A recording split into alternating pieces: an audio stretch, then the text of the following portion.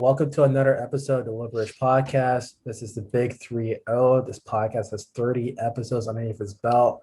Round of applause to everyone here. We made it Let's 30 go. episodes. Yeah, wow. We are on our second administration, so we're stacking up numbers here. So shout out to us. As you can see, Ryan isn't here because his name's now on the logo. There's a reason for that. He's holding out. He's holding out. Shout out to Ryan. He's at the Nets game. He kind of abandoned his Knicks. So shout out to him. I get it though. His Knicks are about to be eliminated. He wants to watch basketball later on in the year. So, shouts to him for making the right decision and jumping ship when he needed to. Right. Nah, I feel it. I mean, I wish my city, Philadelphia, had another team, man. I'm kind of tired of seeing Doc Rivers take out the hottest player with 5 minutes left to go.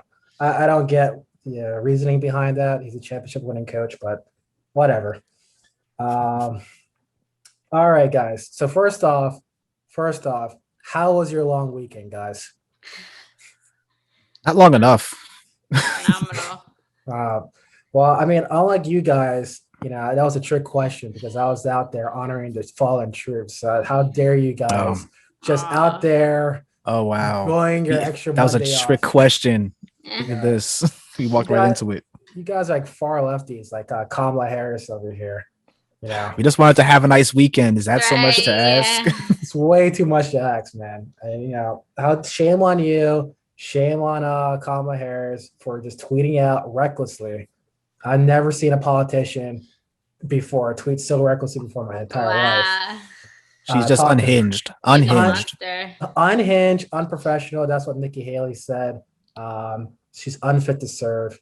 This is what she tweeted out. She said, "Enjoy your long weekend for Memorial Day." I just can't. I'm just in total disbelief about that. So I wish we had the soundboard. We could give like a round of booze for Kamala Harris. How dare her? Yeah, tell y'all to put some booze in here because that's just I don't know what to say. You would expect more from the vice president, right? Mike Pence would never. Right. No, Biden would never. Biden would never. I know Trump would never. But I don't know. That just ruined my entire day, guys. So I'm sorry. All right. So speaking of Memorial Day, yes, I hope you guys actually did enjoy the weekend. I enjoyed the Monday off. So speaking of Memorial Day, the U.S. Army actually got into some trouble over the weekend. They have been promoting a new diversity hire program. So they've been airing some commercials, some ads, promoting the diversity of the military because they want to further diversify the military. And people have been commenting on it, saying that this is going to cause the military to become weak. And unfortunately, the Army had a disabled comments online for it. So Lloyd Austin, the first Black defense secretary, had to come out and push back against comments stating that diversifying the military will make it weaker. Wow. Is this what part of the whole Ted Cruz kerfuffle, where he was like, "Oh, if we continue to make our military weak, then Russia wins"? I think Ted Cruz is part of the same ad campaign. I think it actually may have been, to be honest. For those who don't know, so Ted Cruz stumbled upon a Russian military ad, got so turned on by it that he had to tweet it out and said that something along the lines like this is what a real military looks like or something along those lines, and kind of shitted on our military. I'm not sure. I think he should be deported back to Canada. That's just my opinion. But I don't get it. I really don't get it. I don't understand why when you diversify anything, you're going to make it weaker. Corporate America doesn't even follow that logic. So I'm not really sure why they're trying to die on this hill, but that's the hill they're going to die on. They're willing to die on a lot of really bad hills. This is just another one in a long line of them, unfortunately. Absolutely. And it's frustrating. Super frustrating. Also, I was stumbling upon and I found this fun fact.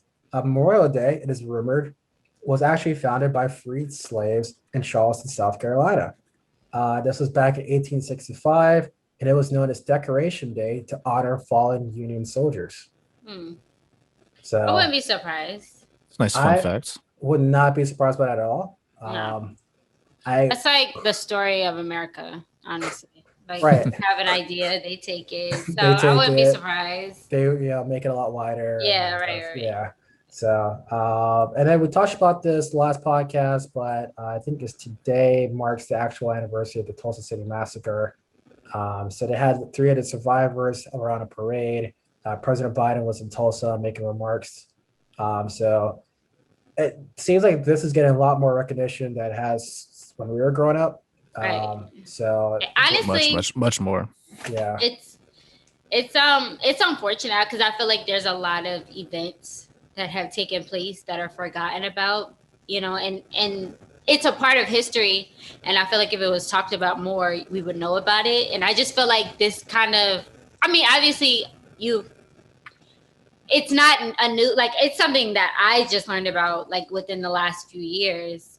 Obviously maybe people who are older remember it, but I know for like our age group or whatever, it's sad because I'll get older and I'll hear about things and I'll think to myself, like, why have I never heard about this before? Why doesn't anyone talk about this? So I think it's important to start to include our history, even if the majority of the country doesn't, because it matters. Like it matters also as far as how far we've come, and also to see that we're kind of still fighting the same fights, which is kind of sad. But I also think, the more we go back and learn more about it, you'll start to see that there's a lot of misinformation when it comes to Black history.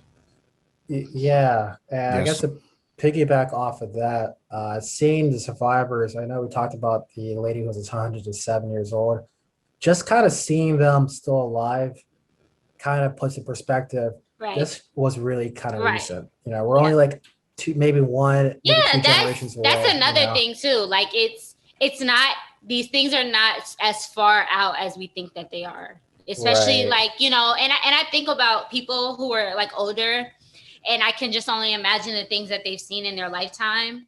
Right. And it kind of also, for me, puts into perspective, like even sometimes when I talk to my own grandfather, it puts into perspective, things didn't happen as long ago as you would think. Like, and I think that's the narrative that we've been fed throughout the years, is that, oh, it happened so long ago, like you have to move on, we have to get far, but it's not that long ago. And there are people who are still alive that lived through that, who might have their own sort of traumas and and emotions connected to these events. So I don't think it's as easy for us to, it's not as easy as for us to forget, because a lot of us don't know about it to begin with. So I follow, I'm going to butcher her name, Soledad O'Brien. She's like a news reporter, a journalist. Yeah. And I think she's working with like this documentary, and this documentary is about the Green Book. Mm-hmm. And if you want to talk about recent, like some of the people that like lived through that are like in their 60s or 70s or 80s, so they still remember it to this day. But they were just talking about just driving, doing a road trip, being Black in America, and just how terrifying of an experience that was. That this one guy recalled that his dad was a World War II veteran. In order for him to travel cross country, he had to put like his uniform in the back seat. So that in case he got pulled over by the cops, they can like give him a pass for being a veteran. You couldn't stop at like a gas station. And if you did, if you paid for gas. I watched It's nuts. It's absolutely nuts. I don't remember. I can't remember off the top of my head, but I do remember watching like a movie or a documentary about something. It could have been about Freedom Summer, which was like a program with like some college students from Mississippi who went to Mississippi to register people.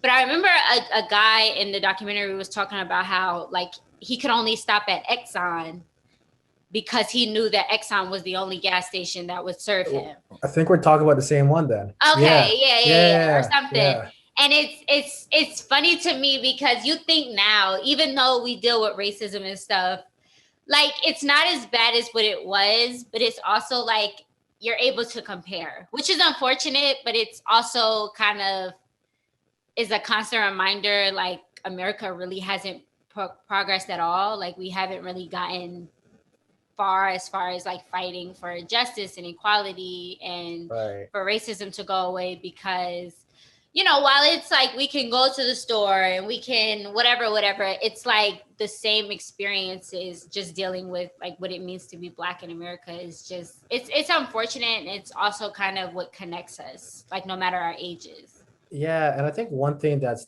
like you said, like it's not obviously it's not as bad as now as it was back then, but Right. one thing that's still kind of true is that there's such a loud driving force to kind of like silence it, right? Right. We're seeing that with critical race theory. We're seeing that with the army trying to show that it's diversifying its Right. ranks. Like it's just like there's Yep. still like this loud voice to kind of like silence just talking about like race and racism to this day. So Yeah, I mean, we just talked about it last week too. Like in Texas, there's an effort to kind of change the curriculum so that they're not teaching people, so that they're teaching that slaves weren't all treated badly. Which is They're so trying, they're also trying to whitewash slavery or make it seem like it wasn't exactly. that bad. And like again, like I it's think crazy that we're just kind of ignoring this. yeah, absolutely. I think, you know, for a lot of honestly, I think for a lot of white people, it's hard to, you know, it's there's a need to want to erase slavery because it kind of gives light, like it kind of proves that there's really no real reason why we're treated so badly. Like slavery was just something that happened because, you know, like we basically were like used for labor. You know, that's why the Southern economy strives for all those years because of us. And we didn't do anything, you know, like, so I feel like there's no reason why we're hated as much as we are. And we know this, and slavery kind of proves this because it's like we didn't ask to come over here, we were brought over here, and then we were freed and we kind of had to figure it out. And I feel like we've just been trying to figure it out. So Right. for them, it's like we need to get rid of it because we constantly use slavery as a reasoning behind everything, like mass incarceration, racism, like poverty in the Black, like all these type of things that affect the Black community, but it's not our fault. No. And it's like for them, it's like they don't have an explanation as to why it happened either. So it's kind of like, oh, just get over it. But it's like we would get over it if things changed and we were treated better. We wouldn't have anything to complain about because we would have gotten what we wanted. All we want is to be treated like equals. So it's like if you give it to us, we will stop talking about slavery. And I think one of the biggest reasons why that's holding us back is if you're dealing with a poor white person now, they're seeing that like, oh, you're giving Black people all this attention. What about us? Like we're poor, we're suffering, we're doing this and that. But you didn't go through anything. They didn't go through anything, but in their mind, they're suffering right here, right now. You know, so that's why it's like comical to like it's laughable to me when white people say, you know, or even when like affirmative action was like supposed to benefit us when really it benefits white women the most, but it was supposed to be like everyone thought it was like the reason why we got the jobs that we got. But it's not like we're asking for like these little things that are quote unquote seen as special treatment or so much attention, but more so we just want what y'all have without having to work as like twice as hard as you do. Right. Yep. And affirmative these are actions all affirmative. I mean, these things are all like restorative. They're restorative justice. It's all kind of making up for past wrongs. Like we were treated a certain way because of our skin. We were treated poorly. We were disadvantaged. And now all that happens is that liberals decided, oh, we have these platforms to kind of or programs in place to kind of reverse that. And then they're taking issue with it because again, they're not getting back to that like point of acknowledging that something wrong happened here. Exactly. And because they fail to do that, then that's why they take issue with, oh, they're getting everything. And it kind of goes back to this idea in capitalism that there's this like zero-sum game. So if Black people are getting something or women are getting something or young people are getting something, then white people aren't getting something or they're missing out when that's not the case at all. Right. Yep. Sum it up perfectly there, Marcus. All right. So let's close out that portion. Let's move on to headlines. So a Black Lives Matter supporter out in London, her name is Sasha Johnson. She was shot in the head. I'm not sure what her condition is right now. I don't know if it was, I don't think there's enough information to really speculate as to like what happened. But if she's still alive, thoughts and prayers out to her. This is comical. Senate Republicans unveiled a $928 billion infrastructure counter proposal. They are sticking to roads and bridges. Real infrastructure. They're They should probably like reach out to TLC, probably get like a remix like Waterfalls or something to like promote this thing. All right, that was a bad joke. Don't cancel me. All right. Biden is set to unveil like a $6 trillion budget. I'm actually kind of curious how that's going to get through Congress, because I think if we use our reconciliation for infrastructure, I think we're kind of out, right? Is there a limit to how many times you can use infrastructure? I thought that we could only get it per budget period. So we got one because they didn't use it last year, and then we have another one this year. I'm not a policy expert. Please fact check me on that one. I mean, I also wonder if you can they take the infrastructure bill? I don't know. It's something you definitely have to look up, but it could be the case that they kind of take some of the infrastructure stuff and kind of plug it into that budget, and then maybe use reconciliation to get that through that way. That would be a smart decision. But even still, I don't know if, like, let's say they do what you said, Marcus, right? They'll just pass the Senate Republican bill, and then whatever got left out, roll it up into the budget and use reconciliation for that. I don't even think Republicans will even vote for a $928 billion infrastructure bill for Biden, even though they proposed it. Here's the thing: you don't need all of them. You need basically those like 8 to 10 or whatever the number is. I guess there's 10 Republicans 10. That they can get. Hey, if Joe Manchin keeps saying that Republicans are going to help him out on stuff, then he's got to deliver at some point, right? Otherwise, Biden just basically has to say "fuck you," and I'm going to get somebody else to replace you, so I don't need you anymore. But he says he has 10 Republicans. He has to deliver those 10 Republicans. Joe Manchin hasn't delivered anything, man. I think he should lose his chairman position. Not at all. If you don't get, there's no benefit other than like, oh, he has a Democratic hat. Yeah, he's a part of the party, but he does nothing else for the party. He does nothing else for the party. The only thing he's given us is that we're able to get Chuck Schumer as majority leader, and then the perks along with that. That's really been kind of it with the Joe Manchin crew. That's it. Yeah. So, all right. So we'll see about that. We'll also fact check to see how reconciliation works if we only had 2 in like a budgetary period or what. So Germany has acknowledged to committing genocide in Namibia. This is a country in Southern Africa. It's right next to borders South Africa and Botswana. Mm-hmm. So Germany has committed to paying reparations. However, the government in Namibia has been saying that reparations that Germany is committed to paying just does not do enough. This is too little to really do like any impact. So it's kind of a confusing scenario. Like, yes, like we should be acknowledging that, yes, we're happy that Germany has acknowledged its wrongdoings, but they should really pay up for their past crimes. Yeah. I mean, now they're going to negotiate, but it is, again, I think the big key here is that they have acknowledged that they did something wrong. That's, as we're seeing here in the States, that's a very big step. Yeah. Right. And I think so. The fact that they've gotten that far means now it's just kind of like a negotiating thing, which means that some money is going to get paid out, which is good for Namibia.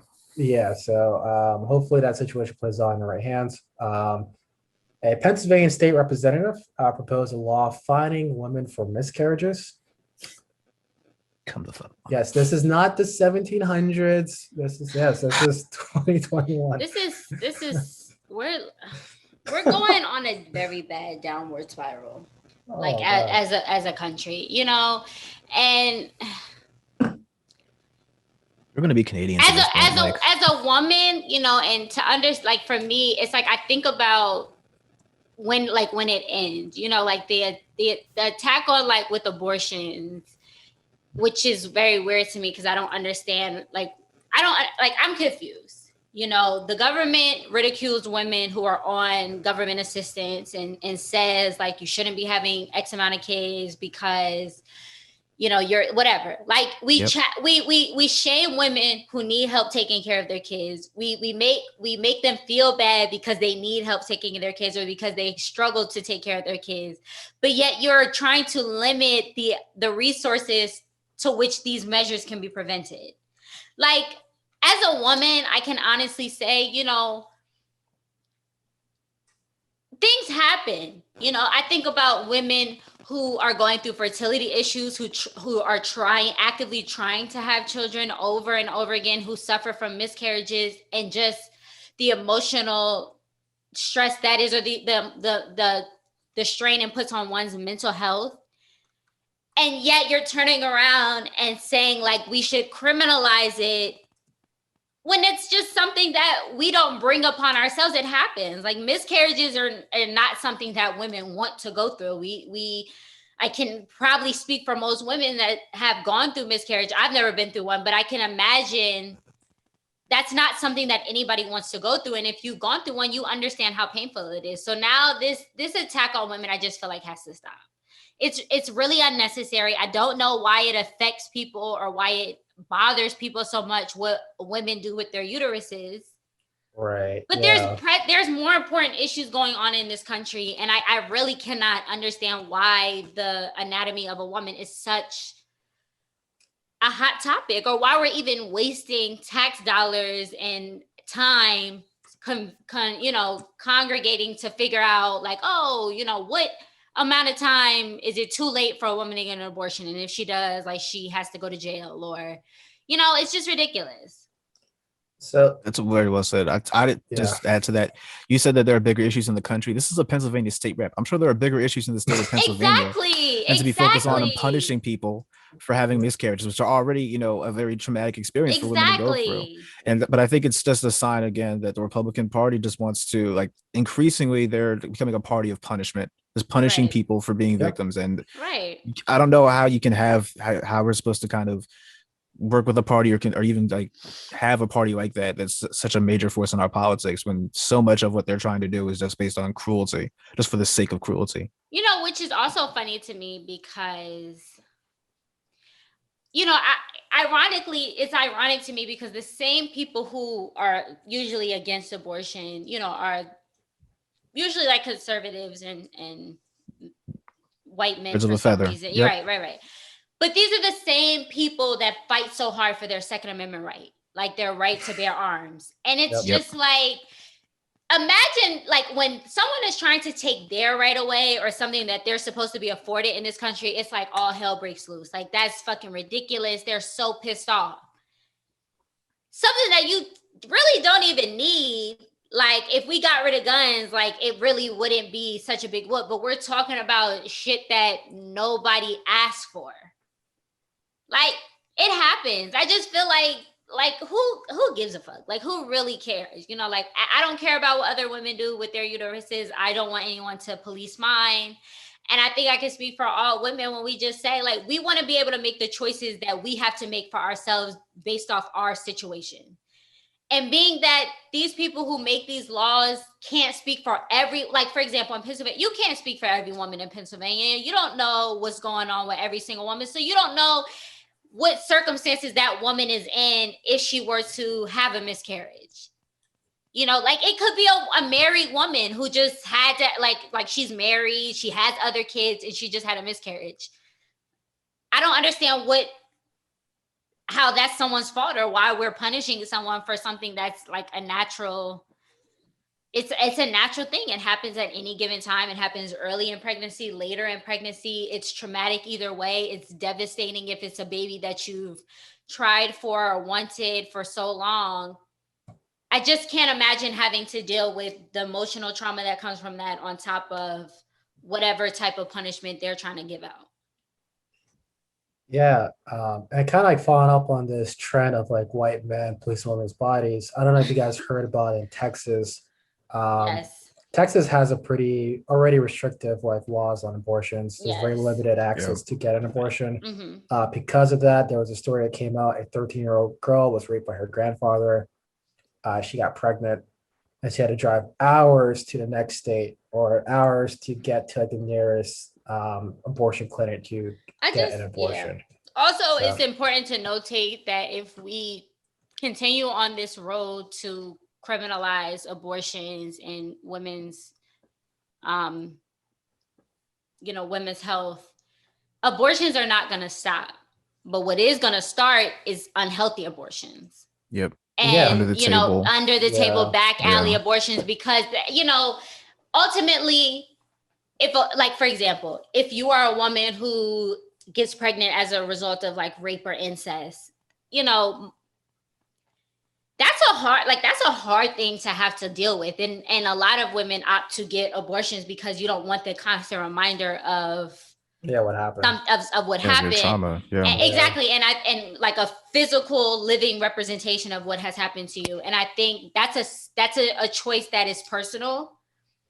Not every woman who goes through that goes that route, but I also think that that's a personal choice. Whether you decide to keep it or not, that's something that you have to sit with and decide for yourself. And I don't really understand why we're trying so hard to take our rights away. And I also oftentimes like remember sitting in like international law classes or international classes where we talk about human rights and civil rights across the country. And we think, like America is such a free country because we don't have, you have the right to religion, you have the right to, whatever, same-sex now, marriage. But it's, we're not the golden country that everyone depicts us to be, because this is literally supposed to be a human right, your civil right, and someone's trying to infringe on it. And I don't think that that's fair. And I think that the further and further people, like states or like, whatever, push for this, the more women are going to have to figure out other ways to go about their mental health. And that might not always be what's best for the woman or what's best for a child in that type of situation. So it could be counterproductive. Right. And I do kind of want to add that these are the same people that, they talk about being pro-life, but when a kid's born, you don't want to help. You don't want to help. You don't want to take the kid, Nope. That was provide any support for government policy. Support, no longer maternity leave. They don't want to do anything like that to kind of make it easier to actually raise the child, but they'll do everything in their power to make sure the child is just born and put into the universe. Also can also add that they're the same people that will argue for the government staying out of your life and not infringing on your ability to to live your life, but want to use the government's power to regulate women's bodies, which is ridiculous. It is absolutely ridiculous. Well, all we can do is hope that the Supreme Court kind of, rules that this is illegal, but that is kind of a little shaky there. So Also, Stephen F. Breyer, if you want to retire anytime soon, that'd be great.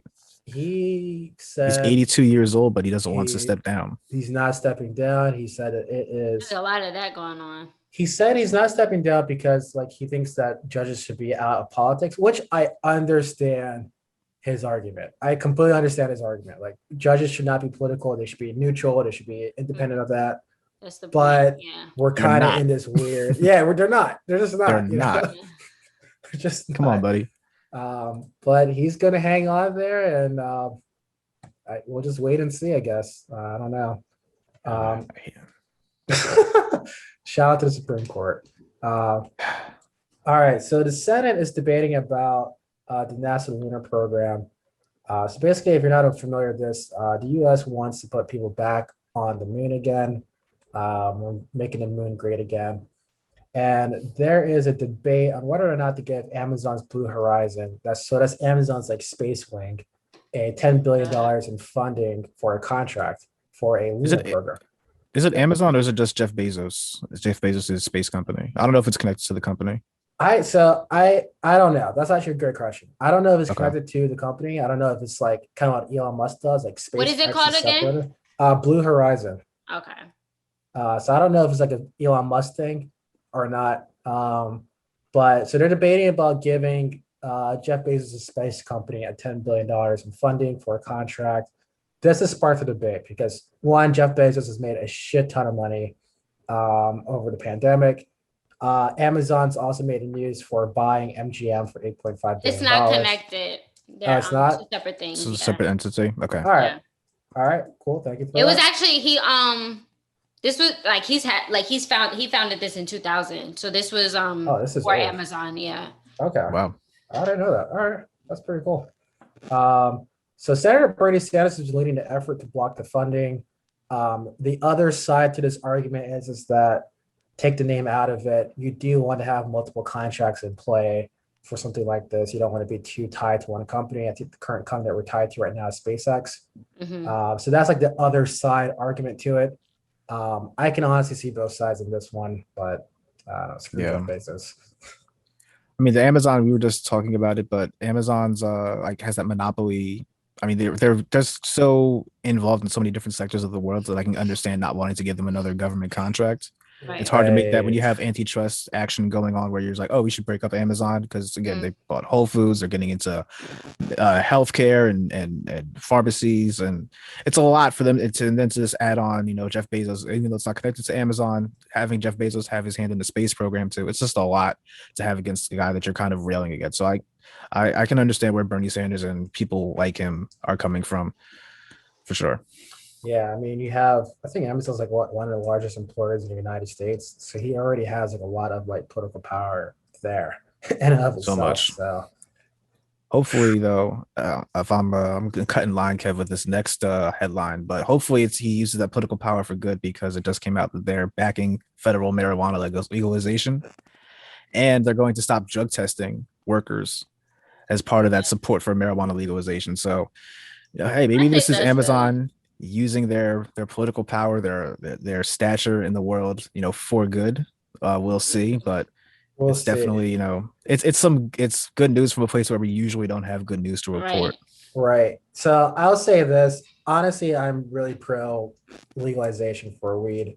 I don't think any person should go to jail for something that's less harmful for a cigarette, less harmful than alcohol. Oh, yeah. And it's been used so disproportionately to put away black men specifically, just locked away for years, wasted, right? So I'm all for it. Right. I think the dark side to this, though, it's like, I think Amazon, they are kind of getting into the pharmaceutical side of things. So I kind of am curious as to if they want to legalize marijuana at a federal level so that they can kind of like monopolize it and just sell it for like medical weed. You think they're going to buy Tilray or one of these other big cannabis companies? That's the next play? Right. I can see that happen because like here in Florida, we have one of these lawyers. He's one of those lawyers that you see on TV. He's like, if you get into an accident, call this law firm, right? Right. He owns a ton of marijuana, like farming fields. And like, he has like a bunch of like medical marijuana licenses. And like, obviously he's backing legalization just because he's going to profit so much for it. So it's like, yeah, I feel you, like, yeah, legalize it. But it's like,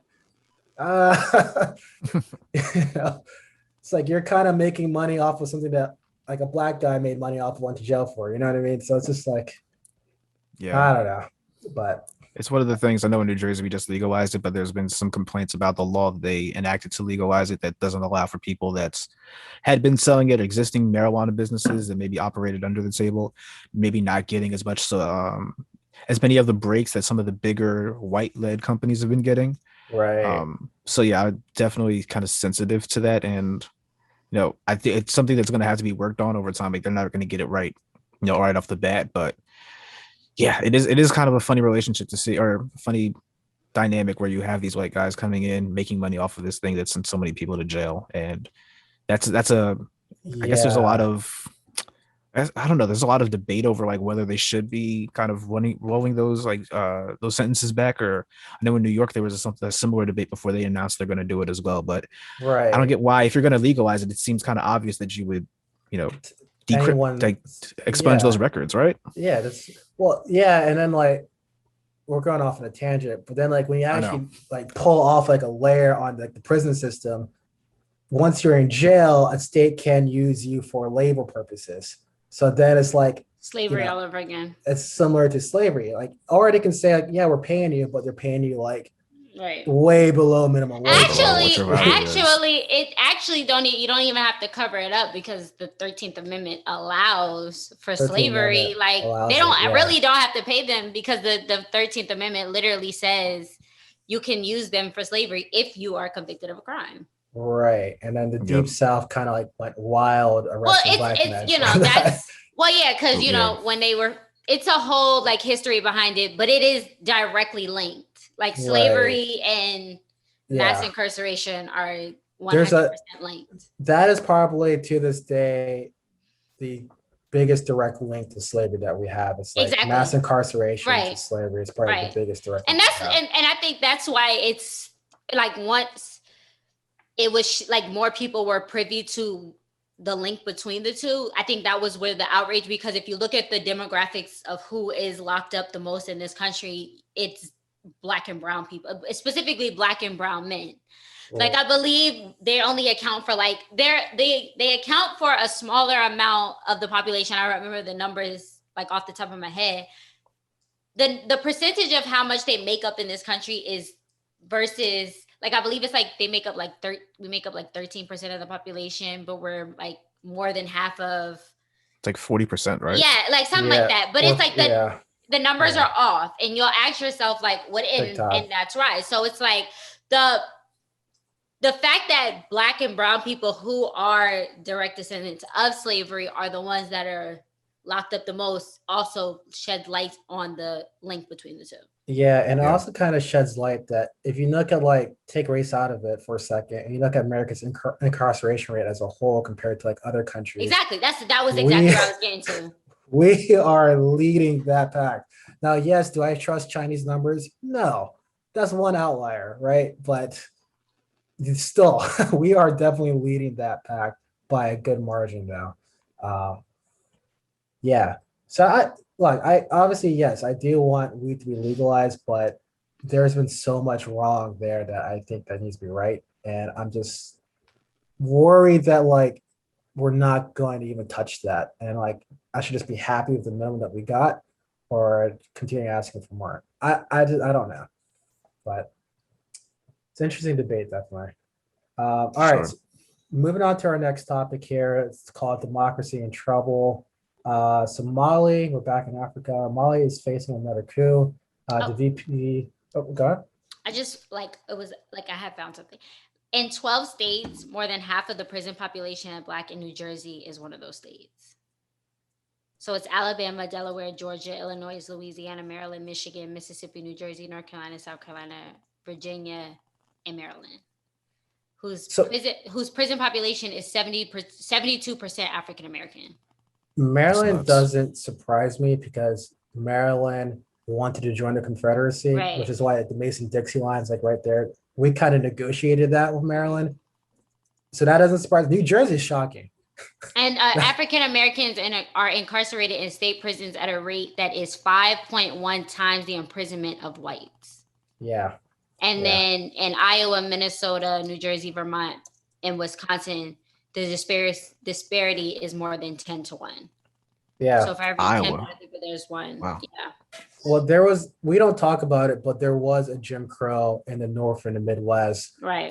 They just didn't put the signs up, no blacks allowed, but it was definitely written into law. I read a book, 2 books. The New Jim Crow by Michelle Alexander, and Stamped, and it goes like Stamped is a good one, and her TED Talk is also good. It talks about the book, but it kind of just like really, it's shit because it's kind of like common sense, but it's actually disgusting to hear the numbers and the breakdowns and the like school to prison pipelines for like it's just it's disappointing. Because it's like a reoccurring thing, despite how much we know and despite how like much attention has gotten over the years, it hasn't really changed. Yeah. So like for me, I've been pandemic binge watching a bunch of shows, and one of the shows I watched was on OWN. Shout out to Oprah. So she has a show called, I think it's called Incarcerated or Freed or something like that. But basically, the premise of the show is that it covers these people who are now leaving jail after serving like a long sentence. Right. And it kind of shows like the range of perspective of like this guy at 18, he was just in the car of his friend like robbed somebody and he got like 12 years. You know what I'm talking about? And are you talking about the thing on Netflix? It was like the trial of 4. He had to go through. No, it was on OWN. It wasn't on Netflix, but I watched one on Netflix. Though. Okay, so I didn't see that one. Okay, so like it just goes to like the range of like, okay, this guy does something stupid one time, or the 3 strikes law, and it ruins his life forever. Ruins their life, and it kind of shows you like how the system's kind of. Which is also funny to me too, because Black people love Bill Clinton, but he like is just like it's so many like it's just so unfortunate. Like it's really unfortunate how easy it is for us to get caught up in shit, but then white people do the same shit that we do. And it's like, well, like even I always say this, but the guy who, like that guy who, he was like a swimmer, and he was convicted of like raping that unconscious girl, and he only had to serve like 3 months. But he was only but he was only sentenced like a few months to begin with. Yeah. He only served like 3. So it's the contradiction, it's the double standard, and it's the obvious racism and discrimination that like we're not even like they're not even trying to hide anymore. It's not even like an effort to pretend like that's not what's going on.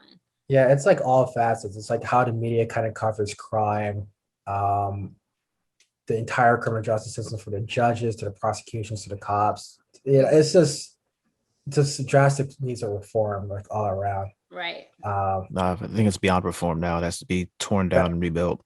Yeah, that's the thing. I mean, it seems like the media is slowly making an effort to try to like correct like the way it's doing reporting, but still a long way to go. Right.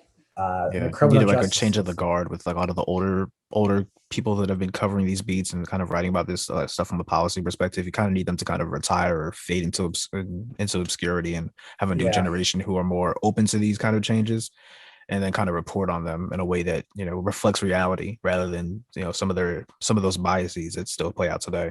Right. And I think the New York Times is covering that aspect as well. They were saying like when the Ferguson like riots were going on, just like the media coverage of it, because like all you saw was just like a car burning or like people being angry and breaking stuff. But they were saying like 90% of the protests were very peaceful, and like hardly was ever shown was like the militarized police response to those protesters. And when like Black reporters try to like highlight that, they're kind of like, all right, we don't care about that. We just kind of want to see it. We kind of have our own image of what's going on. We want to showcase that. So it's the old it leads, it bleeds mentality. Right. Yeah, exactly. Where it's like if it's burning, it's that's what people are going to want to see. They want to see the chaos. They don't want to actually know what's going on. That's not going to get us. Again, it's a business. They're trying to get eyeballs, not trying to really inform people. So they know the violence and chaos is going to draw on eyeballs, unfortunately. And even like some of the George Floyd protests too, like, yes, they did a better job kind of highlighting like, stories of like Black people in the neighborhoods while they're protesting, but they didn't use the investigative journalism to kind of do a deep dive as to like, why exactly are people overall protesting and why is that like nothing new? Like these type of riots happen like every 5 to 10 years. You know what I mean? So it's like, why is this a recurring thing? The investigative journalism just wasn't there for that. And I think like we still need to kind of see that out of media to kind of like start righting some of the wrongs, of the past. All right. Definitely. So on that tangent, back to democracy in trouble. What a good segue. In places outside of the America, thank God. Right. I mean, not thank God, because I guess democracy falling is bad, but it's bad. We don't want that. Yeah, we don't want that. We want democracy everywhere. Mali, another country in Africa, is facing another coup. The president was overthrown by the PEP. This president was also in power via a coup. So the VP now is in charge. Nigeria's former president, I love this guy's name, Goodluck Jonathon, is trying to remediate the situation. Wow. He's still around. Yeah, he's still around, man. Good luck to him. I remember learning about him in high school. He was like, there was like the BRICS, and then Nigeria was also coming up at the same time. And he was like, oh, he's going to like lead on this new generation of like that investment in Nigeria and in Africa. And it never really happened. Him and like, I think it was Jacob Zuma. Yeah. It didn't really turn out well for them. So, but yeah, it's good to see he didn't go to jail though. He's still on the up and up, I guess. Yeah. I mean, I root for Nigeria a lot. They're the most populated country in Africa. Right. They should be on top. They have a lot of oil there too. I root for Nigeria, Ghana, South Africa, because those countries are just poised to be like the next like up and coming countries there. So it's just hard to get over colonialism and the effects it had on those countries. Yeah, and like it makes it very hard to break through. Like the international system was kind of built off of colonialism, right? Because like the winners of World War II, the colonial powers kind of built the international systems to this day. So you're kind of dealing with that as well. If you talk to some African people, they'll mention corruption as an issue too. I completely agree and acknowledge that it is a double whammy of multiple things all at once. So I am rooting for those countries though, because we definitely want to see like nations that are run by people like us succeed. So definitely. All right. So moving on to Hong Kong. Hong Kong, as we know, has kind of been like absorbed by China. They had like a weird relationship where like they had the two two systems, one country policy, where Hong Kong was allowed to be like a full-blood democracy, and China's been cracking down on that.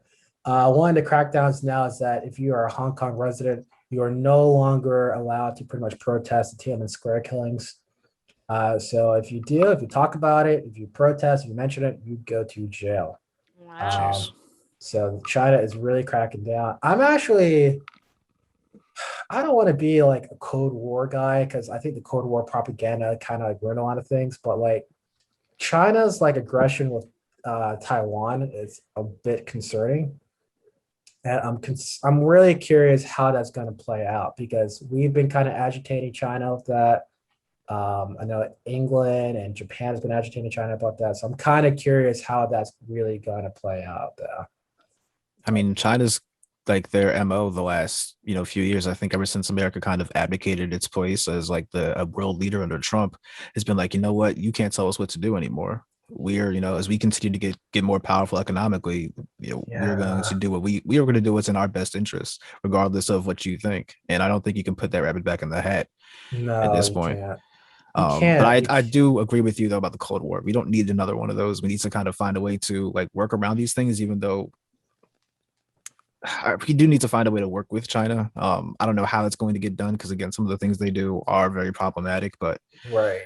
You have to figure out a way, because a Cold War does nothing good. Look at all the damage it did to us, for 50 so on years after we can't World even War II. talk about like universal health care because of like the stupid Cold War era like propaganda of socialism. Joe McCarthy, who would have thought that would have been stuck with us still all these many years later? Yeah, seriously, like China's another complicated country, because if you look at their history, they've always kind of been like the little guy. They've been colonized by Japan, by England. So they kind of have like this pride to them. But yeah, I mean, the thing about them that they've kind of mastered is they mastered capitalism to a T. So even like here in the United States, like they're heavily invested in Hollywood. What's his name? John Cena had to apologize in Mandarin for calling Taiwan a country. So they mastered capitalism, unlike the Soviet Union, where like it was just a completely separate economic system. They kind of mastered like what we've done. So I don't know how the how political system they want with the economic system that works, that also enriches them. Whereas the Soviet Union, you can never really figure it out, and at the end they just kind of wind up falling into like a lighter version of China where oligarchs kind of control everything. Right. Exactly. So keep your eye out. Definitely going to be like a country that we're going to be talking about a lot going forward. All right. Speaking of a country we hardly talk about, Samoa. Samoa elected their first female prime minister, so claps to them. However, beat us to it. Wow. She has been locked out of parliament. So basically, come on, Samoa. We're doing so good. Right. So basically, if you don't understand how a parliamentary system works, it's kind of like if the House of Representatives here, like the speaker would be the president, basically. That's kind of how it works, right? So she was elected, and the opposition was like, oh, wait, actually, due to the census, we need to add an extra seat. So therefore, you don't have enough votes in the House to actually win your seat. So they pulled that card. Supreme Court got involved and was like, actually, that's BS. She's the prime minister. And so the opposition literally locked the doors to parliament, and she had to get sworn in on the parliament lawn. So we are going to see what happens in Samoa. So shout out to them for electing her first prime minister. Hopefully she actually like gets inside the building. All right. All right. So moving on to our good news / common sense section. China has announced its 3-child policy. So we were talking about China for a lot in the past segment. So basically China has an issue. A lot of countries are actually going through this. It's not just China, but a lot of people just aren't having kids. And there's a lot of reasons why. One is because the systems now just doesn't really cater to having kids. It's just more expensive. We work a lot more hours. Right. So China's kind of going through that as well. China also had like a pretty devastating 1-child policy. Basically, if you were a woman and you wanted to have another kid and it wasn't authorized, you had a forced abortion, very traumatic. That artificially lowered the birth rate to the point now where China's having a very aging population. I'm not sure why the politicians didn't see that when they enacted one-child policy. So now they're enacting a 3-child policy, thinking that that's just suddenly going to cure things. It's not. No. But would be interesting to see. So shout out to China, Chinese people for having big families again, are being allowed to. My pillow guy was kicked out of the Republicans governors conference. Why was he there in the first place? I don't know, but he was kicked out. Maybe he wants to run for him governor of again? Indiana. He can honestly win that. He can win that. He can win that seat, which is really sad to say. Very sad. That won't want anybody. All right. And I'm actually curious. I actually kind of want to see him put his pillow in the ring to see how that would play out. All right. So we were talking about this, I think, 2 pods ago. Grand jury has been formed to determine whether or not to press charges against Trump, his employees, aka his family members, or the organization as a whole. Why are we going through this again? Like, why are we doing this again? So why are we doing this? Like, nothing's gonna come of it. It's just gonna be a whole bunch of like back and forth, ultimately to lead us nowhere, which is nothing's gonna happen. So like, why even bother? I don't know. And the Manhattan DA is kind of rushing through this because his term is almost up. And I'm kind of surprised that Republicans haven't called like this is a politics card yet. I'm wondering if it's pulling like a wait and see method here, because this is a very easy, this is like the liberals once again trying to like go after Trump and erase him. Even though it's not, I'm not saying that it is, but I'm surprised they haven't pulled that card yet. So I don't know. Maybe it's because it's a local matter, right? I think it'd be one thing if it was the federal government, but I think when it's just like a New York State thing or a Manhattan thing, then it's like, part of their thing is that their whole spiel is that we shouldn't get involved in things that happen in the states. So now you have the states, and we know they're hypocrites, but it seems like that's the reason why they aren't getting involved right now. I also think that some people, like especially I know Mitch McConnell, some of those higher ups, they really don't want Trump to run again. So I think anything that happens to kind of take him off the board for 2024, I think they're kind of okay with. So maybe that's why they're also not getting involved.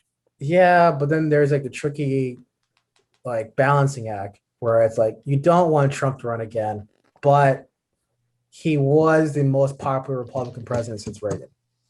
And that is something that Republicans have to acknowledge. And he does have to kind of stick around in some capacity in order for him then to potentially win future elections. Right. So I'm not rooting for the Republicans. I'm really anti-Republican here, but I'm just saying I'm just shocked that like this seems like a silver platter, like blue state, like New York, the Attorney General, like whatever. Like I'm surprised like they're not screaming like, the political card that they're trying to go to Trump or erase him. But we'll wait to see. I agree with Carla. I don't think anything's really going to happen out of this. I don't see a state arresting a former president. I just don't. It's just not in our nature to go after a rich, powerful white man. So it's very true. I'm just going to do a wait and see here. I mean, 2020 and 2021 has proven me wrong a lot. So maybe I'm wrong again. I don't know. All right. And then the last thing on our list here. So Florida's COVID health official, Rebekah Jones, was granted official whistleblower status. If you are from Florida, you probably were aware that during the height of COVID, Governor Ron DeSantis wanted to fudge the numbers. Rebekah Jones was a health official. She did not. She stood up to the governor and got fired. And then the governor sent cops to her house, raided her house. This is a really nasty thing. Yeah. The thing that annoys me the most was that the media barely covered it, and it kind of highlighted Florida's like superb COVID numbers. It's just like that's exactly what the guy wanted anyway. So whatever. All right. So now moving on to discussions here, and I don't know how much time we got. We got like a couple minutes here.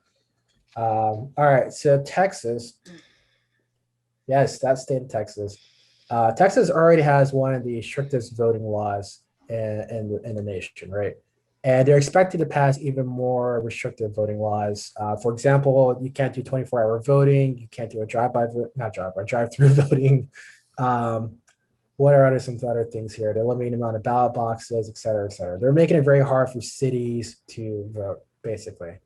And so Texas Democrats what they did was that they staged something called a walking filibuster. So you need to have a certain amount of people in their seats to have a vote. And so Democrats had enough people to walk out during the vote to protest. And because of that, they can't enact the strict voting laws until the governor steps in and forces them back into their seats. And so conservatives are crying hypocrisy. And they're crying hypocrisy because at the national level, Democrats want to remove the filibuster. So the question for the podcast is do conservatives have a point here in crying hypocrisy when we are using the filibuster in this scenario? Yes.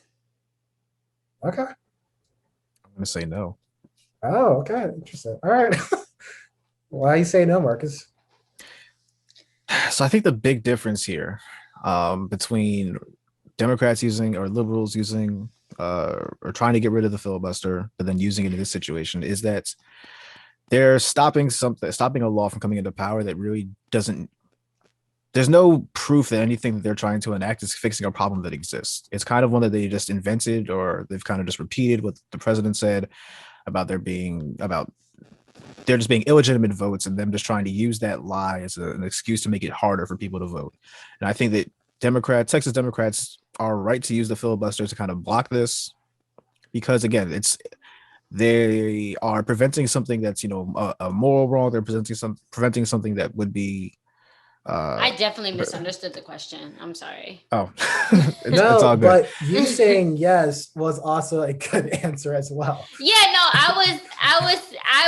I heard it opposite. Like, I guess I thought you were saying, are the Republicans hypocrites? Was that what you were asking, or would you? No. These Democrats were there. Okay, I heard it the other way. But go ahead. Yeah, no. I mean, my point is that I think because the Democrats are kind of fighting for something that's right, they're fighting to they're fighting for something that they're fighting against, like this big lie. I think it's okay for them to use the filibuster. Because they have another choice. On the other hand, if you look at it like the national debate we're having about the filibuster, it's like the filibuster is being used to prevent protecting voting rights, and kind of really just kind of building a better democracy in America. And Republicans are using the filibuster to prevent that from happening. So I think that when that happens, because they're using it in one case to prevent an evil from happening, and but on a federal level, it's being used to keep an evil something that's evil or bad in place. I think then that's the disconnect, or that's where I see the difference. And so I wouldn't say the Democrats are hypocritical at all. Again, it's a nuanced issue. It's so nuanced. I guess for me, the only thing I would say is that I think anytime you have a stance and then you kind of go against the stance for whatever reason, it can sometimes leave room for the other side to do the same thing. So I just felt like if we're trying to get rid of the filibuster, even though we're using it for a good reason, because, these heavy voter restriction laws are getting out of hand, and it's almost like basically voter suppression. But at the same time, I can see in the future it becoming a ping pong of, well, you wanted to get rid of the filibuster, but then you needed the filibuster to get your point across. So technically the filibuster isn't that bad because you saw that you needed it. And then they're going to turn around and do the very same thing. And then we're never going to get rid of it because then, so so I do feel like for whatever reason, if we feel like we need to get rid of it, it has to go. But I can also understand them feeling like in this situation, their backs were against the ropes and it was something that they needed to do. Yeah, I agree. And I think Marcus also summed it up perfectly. It's a very nuanced. Yes. So super nuanced. Because sometimes it's a necessary evil to get what you want, but at the same time, it can be used against you.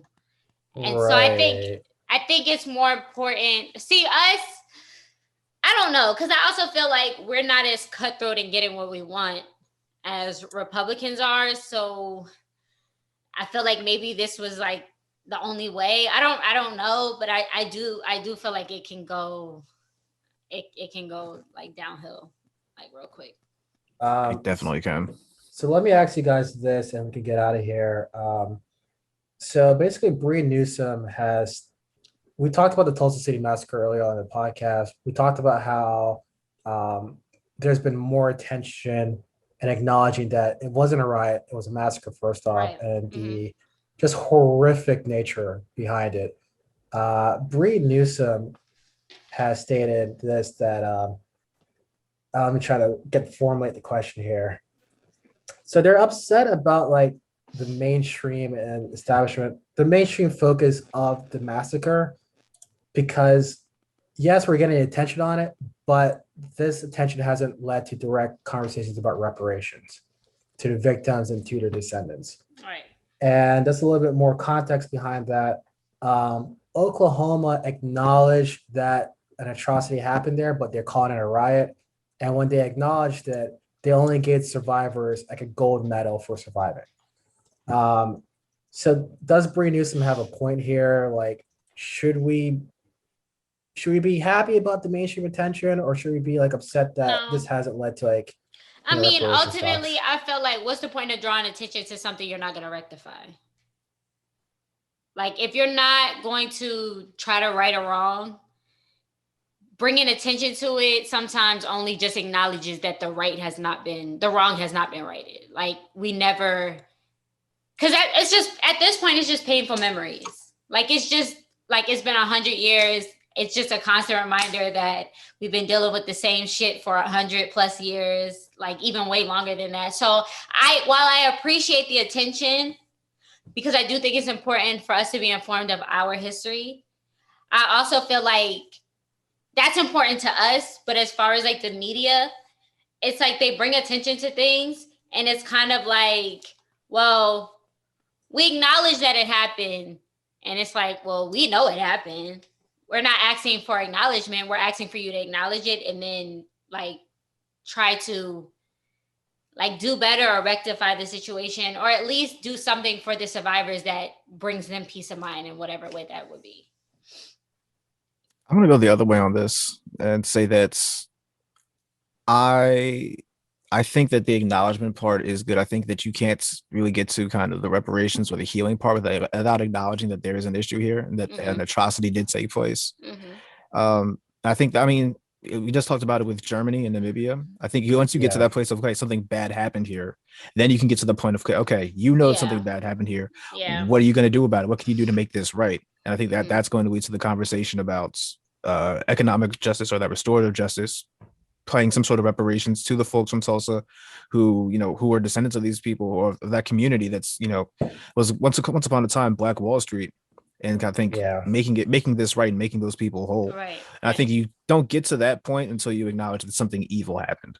And once you are, and I think that's unfortunately it's kind of that wait and see, that incremental kind of movement that I think is a problem for a lot of people. But I do think that you have to kind of start somewhere, and this is a good place to start. Yes. But it shouldn't take another 100 years to get something done. Yes, that's my point too. 100% agreed. It's just frustrating because sometimes we take like one step forward and 2 steps back. Yeah. So, I also feel like the medal is like very like the medal's a shot in the face. It's like medal's ridiculous. Because it's just like what am I? Yeah. Why do I get a medal for surviving when I never wanted to go to this to begin with? Well, so like the quick rundown, I just listened to like the New York Daily podcast about it. So the rundown behind it is that after the massacre happened, Oklahoma went in lockdown mode about like, don't talk about it, don't acknowledge it, don't speak about it. And then Black people in Tulsa were like, yo, they can do this again. So let's not talk about it. Let's just keep it hush hush. Right. And it took up until like the 60s or 70s for a reporter to come out and be like, no, this should happen to you guys. Right. And then like the older survivors, like who are like in their 70s and 80s, like end of life status, were like, yeah, I'm about to leave this earth. I kind of want to like right this wrong. And so they brought attention to it. Oklahoma was like, all right, you know what? We're just going to call it a riot. We're going to both sides of this. And we're just going to give you like a silver plaque for like Tulsa. So they didn't like that. They didn't want to like participate in any state things commemorating Tulsa because it was a slap in the face, basically. So it is. It should be noted that there have been other race riots as well that I think that they've kind of been swept under the rugs. Like there was one in New York City in like I want to say 1863 about the drafts because I mean this sort of thing has happened all over the country, and I think that you kind of have to get to the place where they are acknowledged. Like, I don't know about you guys, but I didn't learn about any of this stuff in school. I think the first time I heard about the Tulsa Massacre was when I read about Ta-Nehisi Coates with his case of reparations. Or for reparations in like 2012, and this came up. So again, this is all stuff that we need to be taught about. But and again, we have to get to that point where this is commonly known, right? So that we can get to that point of making people whole for the way this community has been treated for so long. Right. And Marcus, something similar happened to me, like the Ocoee Massacre. That's probably one of the worst massacres in history. Not compared to Tulsa, no, but basically it was Black people actually voted and got murdered for it. And that happened like an hour drive away from Orlando. Did not know about that until like I moved down here and the news was talking about, it's the anniversary of this horrific incident that happened in the Ocoee. So we just have to improve the education system, just even talk about it. So all right, guys. So that's all that I have today for the Liberalish podcast. You guys have been great. I hope you guys enjoyed your long weekend. Shout out to Kamala. She needs to fire her social media team now at this point. At this point, they hate her. They can't even get off these free tweets out without getting shots fired at them, man. She's probably like, I finally stopped walking. They finally put me in an office talking to people, and now this. So shout out to Kamala. It's all jokes. We love her. We're rooting for her success. So that takes care of this episode, guys. Please like and subscribe to this podcast. Please let us know what you think. If you didn't like the podcast, that's okay. Still pass it on to someone else so they can hate it with you. We get the views, we get the listens. Right. Hate listen. We're okay with hate listen. It's still a listen. Hate listen. So definitely help us out. We're a young podcast. We're only 30 episodes in, so we definitely need to support. And that's all I got for you guys. We're out.